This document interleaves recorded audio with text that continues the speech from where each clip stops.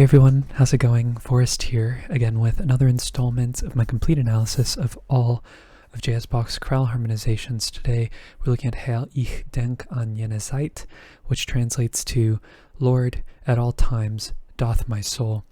Fairly straightforward chorale, not too many things to write home about this one. A couple of key moments that I'll point out, but we're just going to get right through this analysis. So we have 3 flats in the key signature. We start on E flat major and we end on E flat major. So I reckon the overall tonality of this chorale is E flat. And typically in chorales that are in the key of E flat with Bach, we expect to see a lot of movement between E and B flat. That's just something that I've noticed in particular with the key of E flat. So we'll see if that's true in today's chorale. We start off with our E flat triad, which is our tonic triad. And then we go to another E flat chord, E flat, G, B flat, and E. And then we have 2 passing tones, one in the bass and one in the tenor, before we get G, B flat, E flat, and B flat, which is just taking our same E flat triad and inverting it. E flat is a chord tone, so we don't need to mark it. And then we get E flat, G, and B flat. However, although we might be tempted to call this just a root position triad, so we don't need to reiterate the Roman numeral, with this passing D flat here, along with the passing tone here in the alto, I'll mark that while I'm at it, I feel like there is a higher function going on here, and this is actually 5 of 4. This D flat has a tendency to want to resolve down to C, and C ends up being the 3rd in our 4 chord, A flat major. Let's see if this resolves to A flat, C, E flat, and C, and that is in fact our 4 chord. So this D flat sort of being a hint at the idea of this potentially not being a tonic triad, but a tonic triad plus this idea of it being 5 of 4. So they're similar to one another.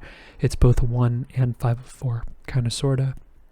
Passing tones in the lower voices before we get F, A, F, and D, which is D diminished over F. That is our 7 chord in first inversion, and our perfect authentic cadence concludes with E flat major, E flat, B flat, G, and E flat. Tonic triad. Next phrase ends in a perfect authentic cadence in the key of B flat, so we are seeing this first visit of the key of the dominant, and do keep that in mind when we're looking at a chorale in E flat, that we often oscillate between E flat and B flat specifically.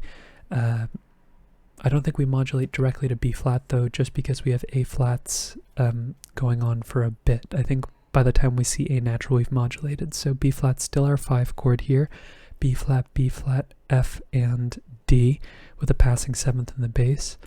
G, B flat, G, and D. Maybe this is a 3 chord, G minor in root position. I think this D is sort of like a reverse suspension. I think there's a word for that. But I think this is actually an E flat triad over G, because this E flat I feel is our chord tone, and this is just counterpoint here. So 1, 6 before we get D, B flat, and F, which is our 5 chord, B flat major.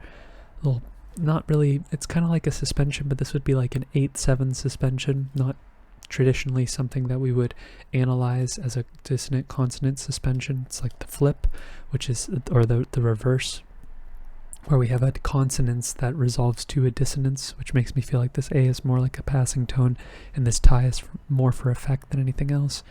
But after 5, we do go to E flat major, E flat, B flat, G, and B flat, which is our tonic. And because we're seeing A naturals starting on the next beat, or I guess beat and a half from now, I reckon this is where we move to the key of B flat major, and this is now our 4 chord. This D is a passing 7th as well. We then have C, B flat, G, and E flat. It's C minor 7 in root position, kind of with this double suspension figure going on. So I am tempted to call this a 2/7 chord. I think I'm going to, because it does resolve on the end of the beat to F, A natural, and another F with E flat in the melody, which would make this an F7 chord, 5/7 chord, that then resolves to 1. B flat, F, and D, our tonic triad, now that we're in the key of B flat. So we have a subdivided progression here where we have 3 chords over the span of 2 beats. This D also briefly takes our chord and puts it in first inversion, so I'll mark that as well. We then have E flat, B flat, G, and C, which is C minor 7 over E flat, which is 2-6-5. We know that Bach loves 2-6-5 chords, especially in cadential situations. We then have F, A, natural, because it's carried over from earlier, F, and C with a passing 7th in the alto. This is just our 5 chord, F major, and then we cadence on B flat major, B flat, F, D, and B flat, our tonic triad. Next phrase ends in a imperfect authentic cadence in the key of E flat major, and I think we spend the entire time in E flat, no chromaticism from what we can see here in the chorale for this phrase. So I think B flat is also functioning like our 5 chord in the key of E flat, and it resolves directly where we would expect to an E flat chord, E flat, B flat, G, and E flat, which is our tonic, passing tone in the bass, G, B flat, G, and E flat, which is just taking our chord and putting it in first inversion, kind of similar to our first phrase. We also have some passing tones in the lower voices this time, where we have A, C, G, and E flat here, which is kind of like a passing 4-7 chord. And the reason why I'm marking that is because it goes to a 5 chord. That's a fairly normative progression: B flat, D, F, and B flat. It's kind of interesting to see that in passing and functioning that way. And then we have another passing tone in the bass here before we get D, D, F, and B flat, which is our 5 chord. Sorry, I was about to write the Roman numeral again in first inversion. So we could just reiterate, we can just change the figure bass, no need to reiterate the Roman numeral. And in passing here, we have E flat, C as an anticipation, and G sort of turning into a syncopation here with the B flat. That is C minor 7 over E flat, which we saw earlier as a 2-6-5 chord. Here we're seeing it as a 6-6-5 chord because we're in the key of E flat now, and it's pretty interesting because it resolves where we would expect to a 2 chord, F, C, G, and A. This G is like a 9/8 suspension over the bass, and then the bass changes to an E flat, so it's kind of like we have a either some type of A flat major chord. I think actually really what's happening here is like a 2-4-2 chord, like F minor 7 with this E flat now in the bass after the G gets resolved. It really feels like this F is the trajectory, but the C adds an additional context to the chord. Actually, the alto and the tenor, I think, double here.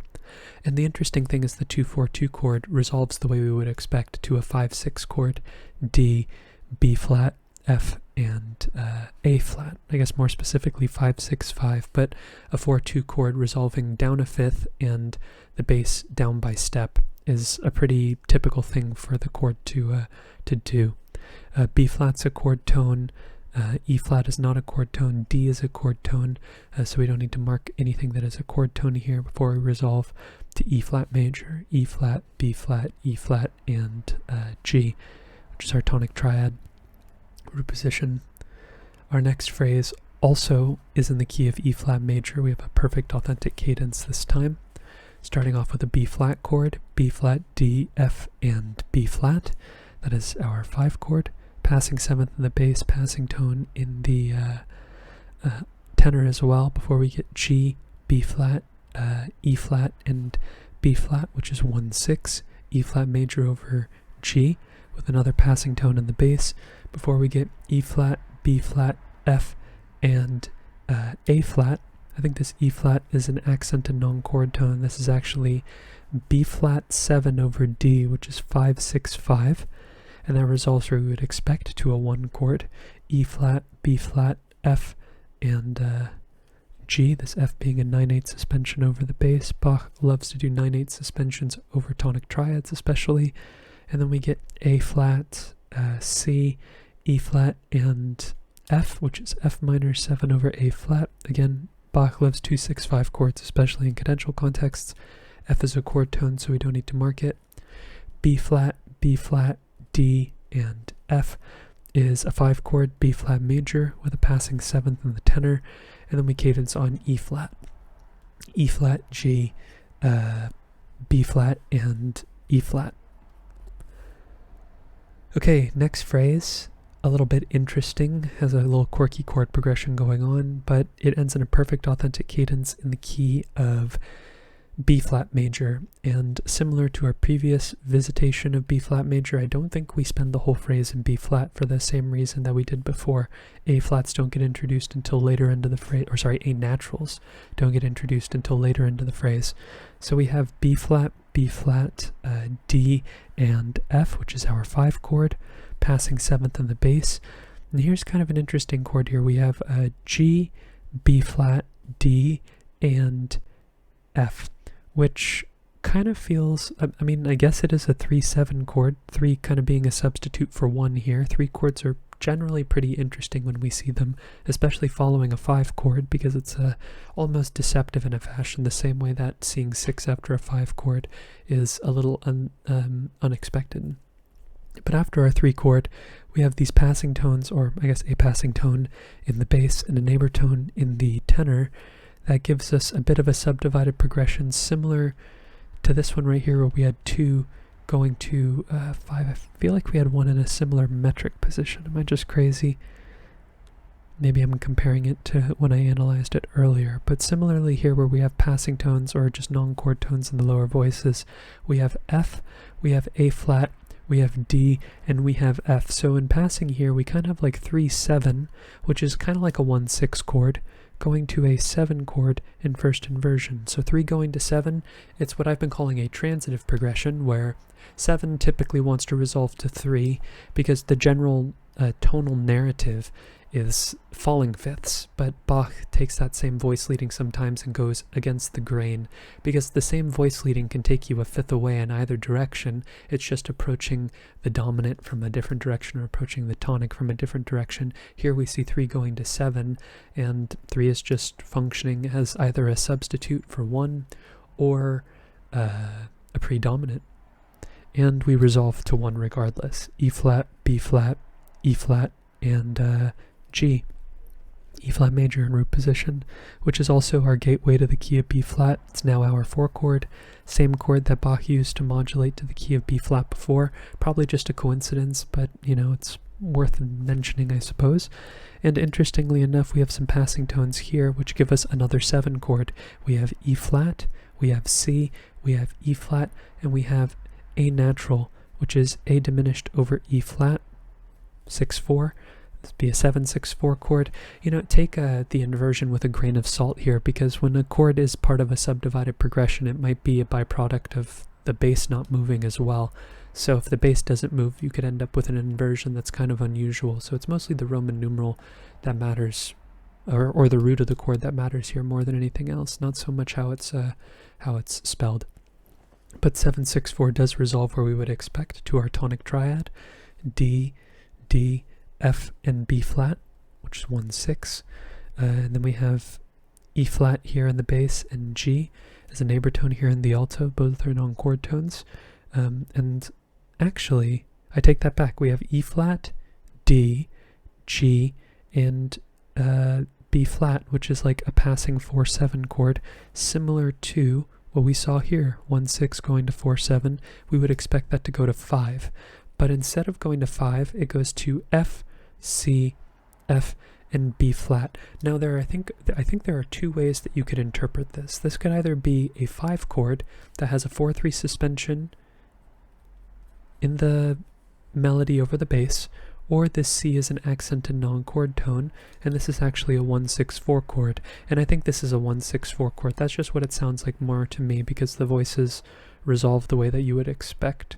It's actually kind of interesting how it doesn't resolve the way you would expect. We would expect this C to be consistent, I guess, but here he steps up to E flat, which turns it into an incomplete 5-7 chord. So whether this is a 5 with a 4-3 suspension, which is a fairly common thing for Bach to do, is to take a 5 chord and have a 4-3 suspension, or this is 1-6-4 going to 5-7.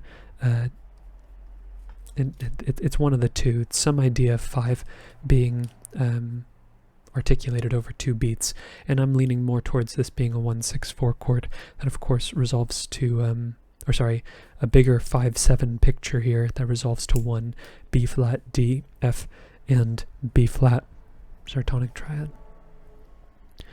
B flat major in root position. Now here we have a short phrase here that ends in imperfect authentic cadence in the key of C minor. A little unusual because it's a very short phrase. It's only 3 beats in length, or I guess 4 technically if you count this half note as 2 beats. It's under a fermata, so it's kind of a variable length. But all in all, I think this is a direct modulation. Just going from B natural to this A flat here, this B flat to this A flat here. Something about this B flat doesn't feel like a common chord. I mean, yes, you could analyze this as in the key of C minor, this is our 7 chord, but it doesn't feel connected. This feels disjointed, like a separate idea. And a lot of phrases actually feel that way. And when we're moving to C minor, especially when we have this sort of isolated 4-5-1 progression here, it doesn't really feel connected. So you could analyze the modulation like this. It sounds more direct to me, so I think I'm just going to analyze it as a direct modulation. A flat, C, F, and C is F minor over A flat, which is 4-6. F is a chord tone, A flat is a chord tone.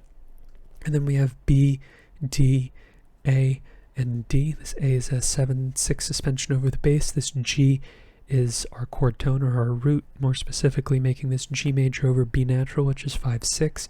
And then we cadence on C minor, C, C, G, and E flat, tonic triad. So the short little, I look at it as its own little isolated C minor, separate from the rest of the chorale. It's a phrase with its own profile, and instead of harmonizing in the key of E flat major, he harmonizes in the key of C minor.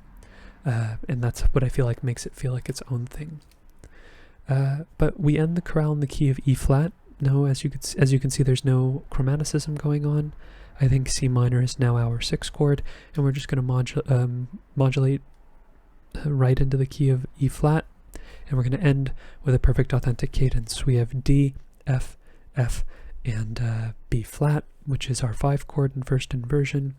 A is our chordal 7th, but it's just being turned into a suspension on the next beat, where we have E, F, A flat, and B flat. This F is also a suspension, so we have a double suspension here, a 4-3 suspension and a 9-8 suspension happening at the same time. So I feel like this is a tonic triad: E flat major, E flat, G, and B flat. And that goes to F, E flat, F, and A.